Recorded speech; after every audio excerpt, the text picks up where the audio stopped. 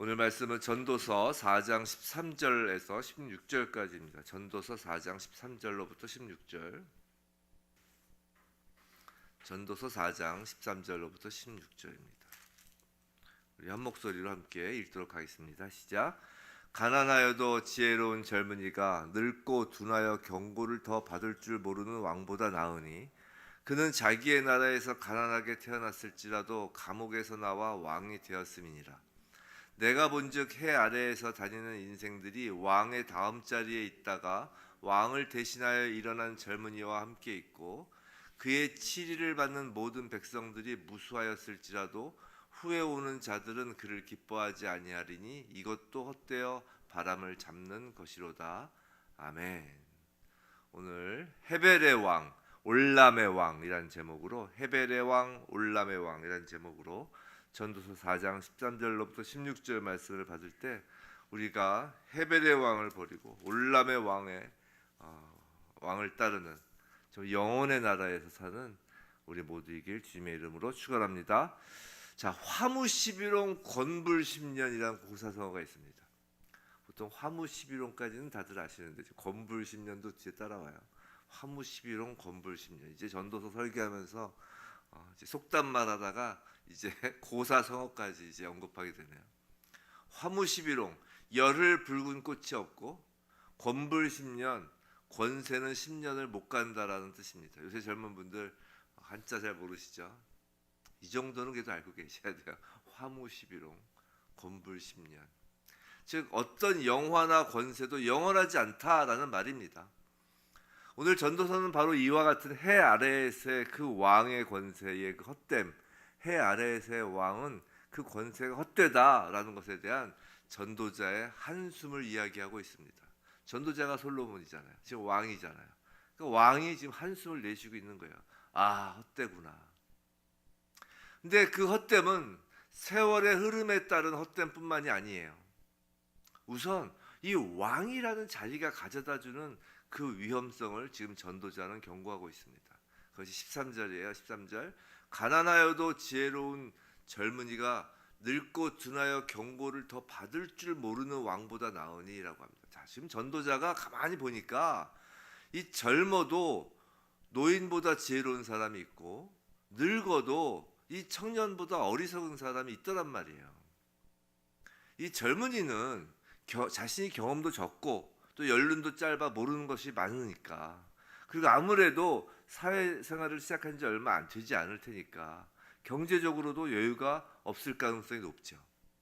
하지만 그렇게 가난하고 젊기 때문에 더욱 노력하고 인생 선배들의 지혜로운 말을 듣고 배울 가능성이 또 있다는 것이에요. 자신의 부족함을 인정하는 자가 지혜를 받아들일 수 있는 것이죠. 물론 청년이라고 해서 다른 사람의 말을 다 경청하는 것은 아닙니다.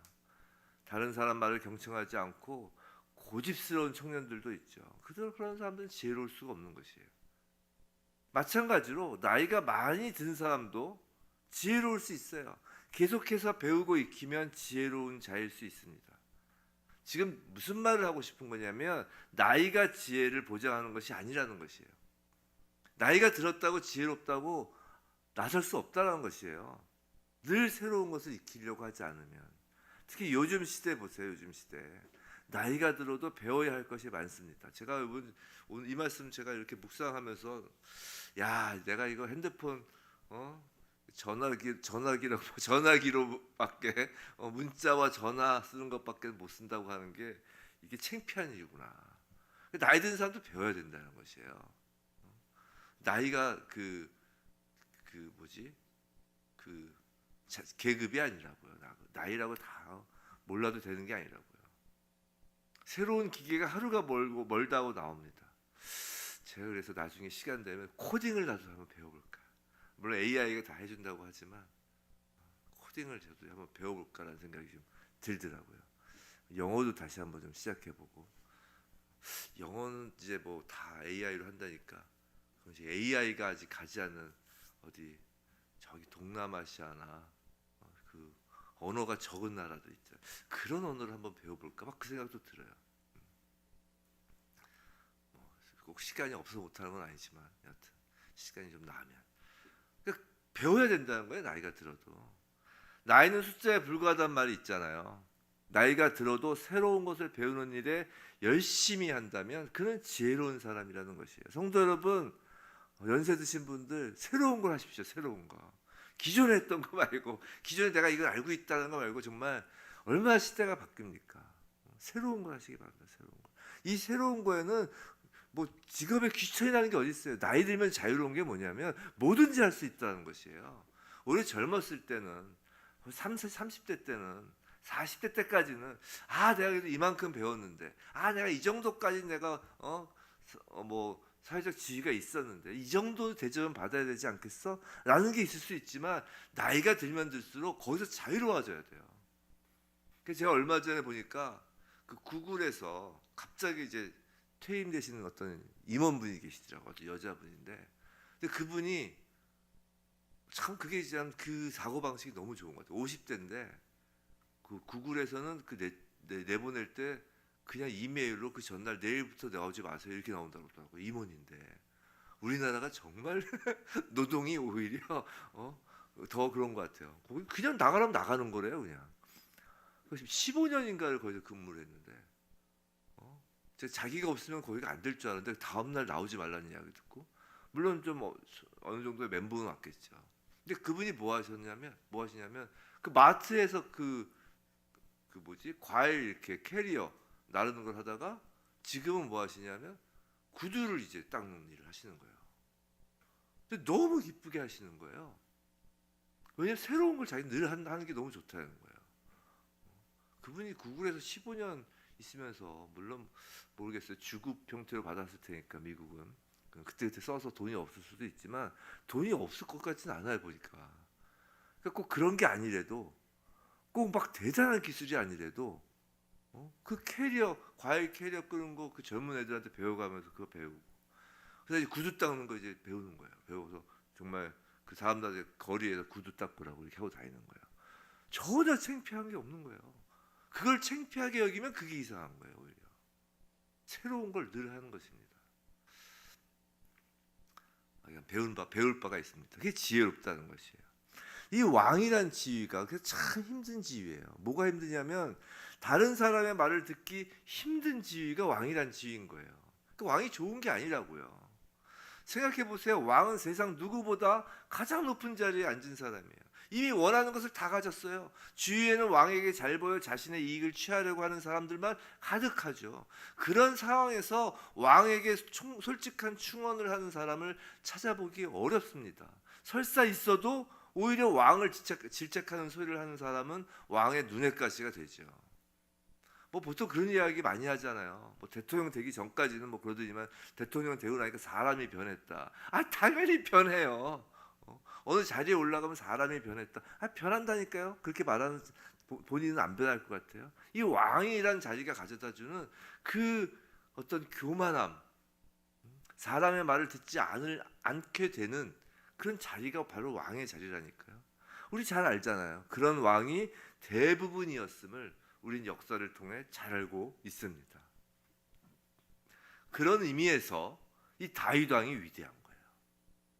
다윗 왕은 비록 그가 밧세바를 범하였고 또 그 인구수를 헤아리는 그 잘못을 저지르긴 했어도 다윗은 지혜로운 왕이었어요.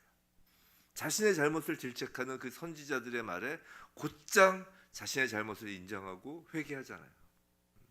잘못을 저지를 수 없는 사람은 없지만 잘못을 이렇게 질책당했을 때 회개하는 사람을 만나긴 참 어렵습니다. 잘못은 누구나 저질러요. 자, 14절을 보면 전도서 5장 14절을 보면 그는 자기의 나라에서 가난하게 태어났을지라도 감옥에서 나와 왕이 되었음이니라 라고 해서 이제 지혜로운 젊은이가 가난하였지만 결국 감옥과 같은 상황에서 벗어나 이제 왕이 되는 것을 말합니다. 자, 늙은 왕은 언젠가는 그 자리에서 물러나게 되어 있고 한 나라의 왕조 역시 영원한 것은 없는 것이죠. 이렇게 이제 세대 교체가 일어나는 것이에요. 왕도 15절 16절을 보면 15절 내가 본즉 해 아래에서 다니는 인생들이 왕의 다음 자리에 있다가 왕을 대신하여 일어난 젊은이와 함께 있고 그죠? 이제 왕이 이제 다 바뀌는 거예요. 16절. 그의 치리를 받는 모든 백성들이 무수하였을지라도, 그렇게 젊어서 왕이 돼서 또 백성들이 막 그렇게 뭐 따라 딸지라도 후에 오는 자들은 또 그를 기뻐하지 아니하리니 이것도 어때요? 바람을 잡는 것이로다. 자, 해 아래에서 영원한 것이 없다라는 것이죠. 젊은 왕도 또 늙게 되고 또 새롭게 일어난 젊은이가 그 자리를 대신하는 것이에요. 오늘 특별히 자신이 아직 젊다고 여기고 나이든 기성세대를 비판하는 젊은이들은 한 가지 알아야 할 것이 있어요. 그건 바로 여러분이 곧 비판받는 그 기성세대라는 자리에 앉을 것이라는 것이에요. 그리고 기성세대에 속한 나이든 분들은 또 요새 젊은이들이 너무 버릇없다, 정신력이 약하다, 내 때는 그러지 않았다, 라떼 하면서 그러지 않았다고 너무 젊은이들을 비판하지 않으시기 바랍니다. 기원전 1700년 전 수메르 점토에도 요새 젊은이들은 버릇이 없다는 글귀가 있었다는 거 아니에요. 기원전 1700년에도. 나이가 많은 사람이나 나이가 적은 사람이나 나이가 문제가 아니라고 그랬죠. 정말 문제는 해 아래에서 헛된 왕이 되려고 하는 것이 문제라는 것이 오늘 본문에서. 이것은 직위로서의 왕이 문제라는 것이 아닙니다. 아까 말씀드린 것처럼 다윗은 직위로서는 왕이었어요. 하지만 그의 마음에는 언제나 하나님이 왕이었다는 것이에요. 때마침 이번 산지설교 그저께 주일설교 내용이 뭐였죠? 우리의 왕이신 예수에 대한 것이었어요. 우리의 왕이신. 자, 내가 내 인생의 주인으로 살면 누구나 자신이 왕인 것입니다. 그리스도인은 기본적으로 인생의 주인이 예수님입니다라고 고백하는 사람이잖아요. 그렇게 살아야 되는 사람이잖아요. 절대 왕이 될 수 없는 사람이 그리스도인이라고요. 그렇다면 구체적으로 어떻게 사는 것이 예수 그리스도가 왕인 그리스도인으로서 사는 걸까요? 오늘 본문에서 몇 가지 힌트가 있습니다. 첫 번째로 13절 다시 보시면 13절 경고를 더 받을 줄 모르는 왕보다 나으니라고 하죠. 예수 그리스도가 왕인 사람은 경고를 받을 줄 알아야 한다는 것이에요. 우리의 왕이신 하나님은 다윗처럼 사랑하는 자를 가만두시지 않고 경고하십니다. 다윗에게 계속 경고하시는 거예요. 로마서 1장에 제가 자주 이 말씀을 드리지만 로마서 1장을 보면 하나님의 진노가 나오죠. 로마서 1장이 하나님의 진노잖아요. 한번 볼까요? 로마서 1장. 로마서 1장을 보면 로마서 1장 18절 1장 18절 하나님의 진노가 불의로 진리를 막는 사람들의 모든 경건하지 않음과 불의에 대하여 하늘로부터 나타나나니라고 해서 이제 거기서부터 이제 하나님의 진노에 대하여 이제 말씀을 하신다고요. 쭉 보면 하나님의 진노가 어떻게 나타나는지를 보여줘요. 그 24절 그러므로 그 결론 이제 그러므로 앞에 이렇게 쭉 이렇게 뭐가 이제 불이고 뭐가 그 불경건인지를 말씀하신 다음에 그러므로 하나님께서 그들을 마음의 정욕대로 더러움에 내버려 두신다는 거예요. 또 26절 또 이 때문에 하나님께서 그들을 부끄러운 욕심에 내버려 두셨으니 또 내버려 둔다는 거예요. 또 28절 또한 그들이 마음에 하나님 두기를 싫어하며 하나님께서 그들을 그 상실한 마음대로 내버려 둔다는 것이에요. 하나님의 진노는 내버려 두심으로 나타난다는 거예요. 이 땅에선. 하나님은 당신의 백성된 자들을 그냥 내버려 두시지 않습니다. 그래서 이 땅에서 세상적인 형통함이 어떤 때는 무서운 줄 아셔야 되는 거예요. 우리는 야 이거 혹시 내버려 두시는 거 아니야? 왜냐하면 우리는 단 하루도 죄를 짓지 않고 살아가는 적이 없거든요. 근데 너무 잘 나가. 너무 세상에서 칭찬 듣고 너무 아무 일도 없으면 이거 두려운 거예요. 성도 여러분, 주일에 또 이렇게 아침에 설교 강단에서 늘 은혜가 되고 힘이 주는 격려만 듣고 싶은 것이 사실입니다. 피곤하고 지친 몸으로 예배당에 나왔는데 세상에서 힘들게 살다가 나왔는데 교회에서까지 마음을 찌르는 설교를 들으면 짜증날 수 있어요. 저도 이해합니다. 저도 그랬어요. 저도 이제 다른 분 설교 들으러 이제 혹시 이제 예배당에 가게 되고 그러면은 저도 은혜 받는 이야기만 듣고 싶어요. 찔림을 별로 듣고 싶지 않아요. 그런데 설교 말씀을 통해 찔림이 있다라는 것은 그것이 바로 하나님의 백성이란 하나의 징표라니까요. 그것이 은혜입니다. 하나님은 성경 말씀으로 경고를 하세요. 설교를 통해서 경고하십니다. 주위 사람들을 통해 경고하십니다. 그 경고를 받을 줄 알아야 하나님께서 왕이십니다라고 진정으로 고백하는 하나님의 백성인 것이에요. 두 번째로 14절, 오늘 보면 14절 보시면 가난하게 태어났을지라도 감옥에서 나와 왕이 되었어요. 자, 하나님이 왕인 사람은 현재의 신세를 한탄하지 않습니다. 하나님의 왕인 사람은 첫 번째 뭐라고요? 경고를 받을 줄 알아요. 질책받는 것을 물론 찔리죠, 싫죠. 하지만 그것을 오케이 하고 받아들입니다. 자기 이야기로 받아들여요. 경고를 받으면 그걸 가지고 다른 사람을 이렇게 쳐다보지 않는다고요. 이건 저 사람을 향한 경고야, 이러지 않는다고요. 내 아이에 대한 경고로 늘 찔림을 받죠. 두 번째로는 한탄을 하지 않아요.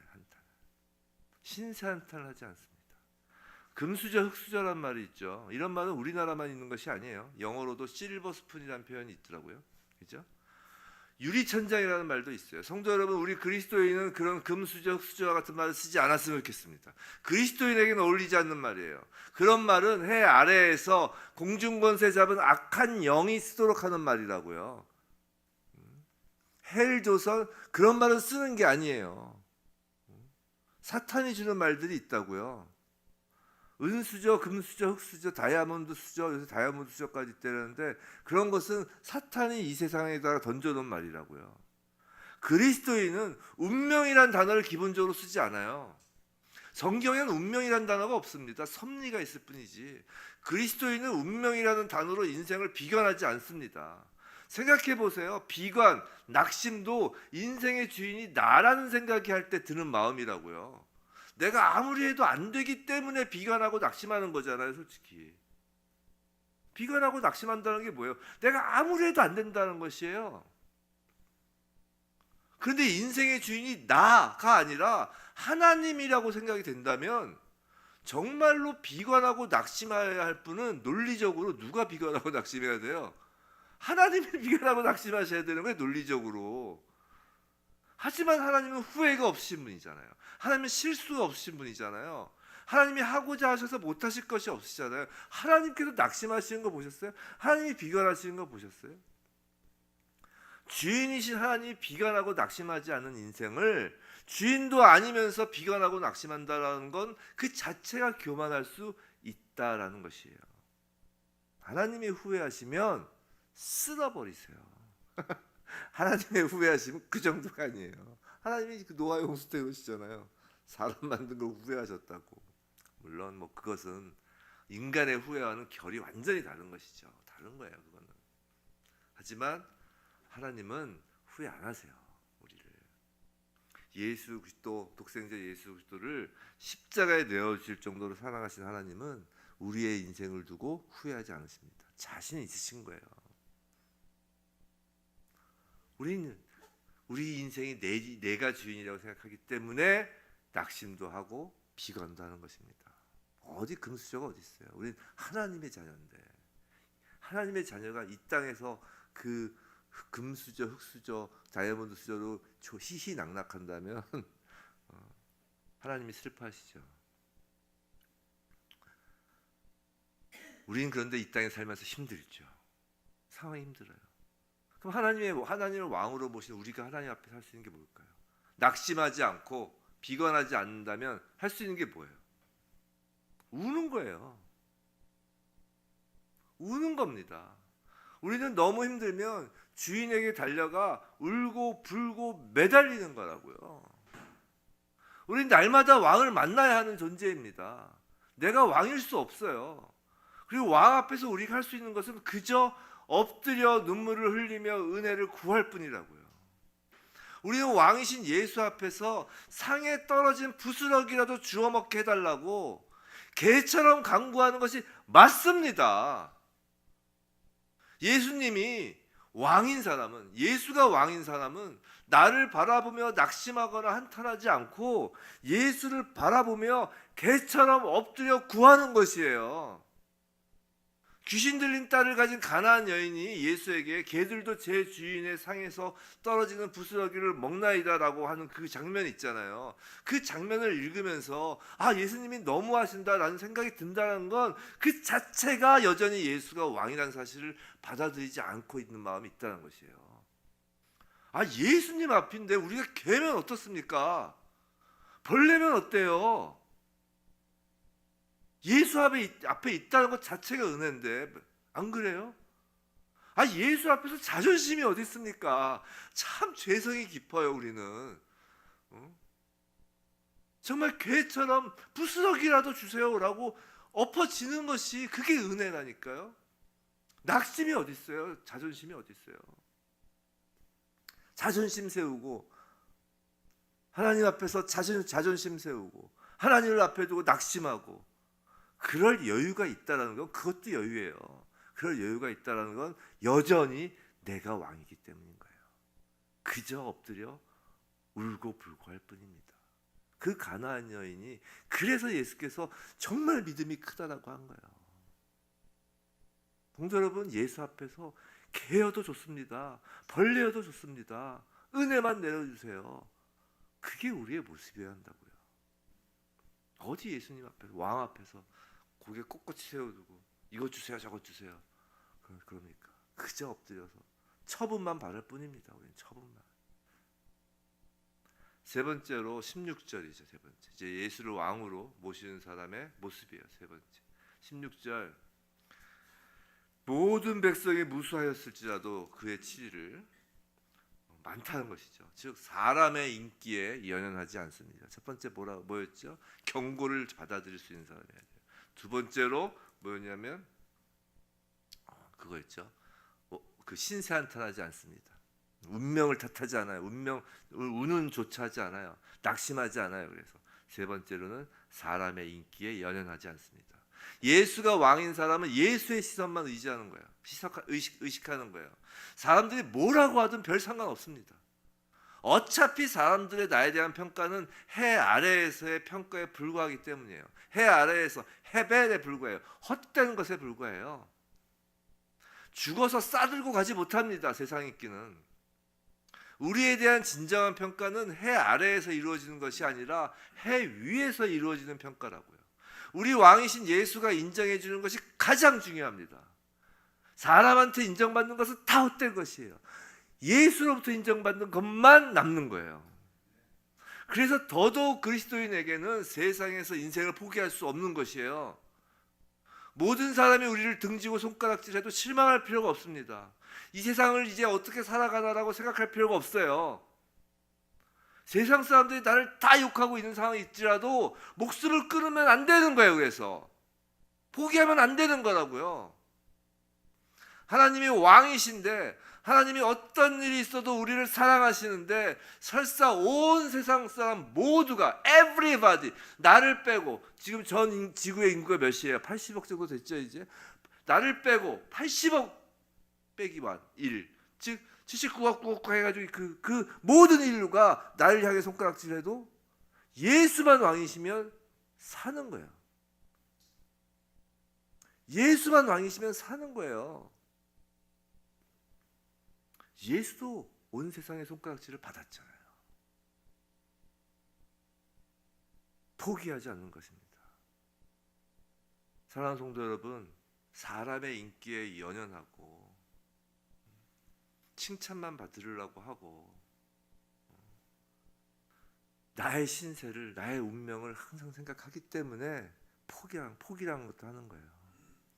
우리는 하나님 앞에 그저 개처럼 엎드리고 그저 하나님의 평가만 바라보며 하나님의 경고만을 듣기를 즐겨하며 그러면서 살아가는 거예요. 이 땅을 살아내는 것입니다. 그렇게. 사랑하는 성도 여러분, 우리가 왕이 되고자 하지 않는 것, 우리가 왕이 되고자 하지 않는 것, 예수가 왕임을 늘 명심하는 것, 그것이 이 땅에서의 올람의 삶을 사는 지혜입니다. 이제 헤벨에서 벗어나야 됩니다. 그것은 하루 이루어지는 거예요. 오늘 올람의 삶을 살았다고 해서 내일 또 올람의 삶을 살라는 보장이 없는 것이에요. 오늘 예수가 왕이었다고 해서 내일 우리의 마음에 예수가 또 왕이라는 보장이 없는 것이에요. 내 마음을 항상 지켜야 되는 것입니다. 그래서 이렇게 아침에 우리가 나와서 기도하는 것입니다. 말씀을 듣는 것입니다. 비록 우리가 이 땅에서 해 아래에서 살지만 부디 예수님이 날마다 우리 왕이시라는 그 믿음과 그 삶으로 정말 올람을 하나님 나라를 이 땅에서부터 누리며 사는 우리 모두이길 주님의 이름으로 축원합니다.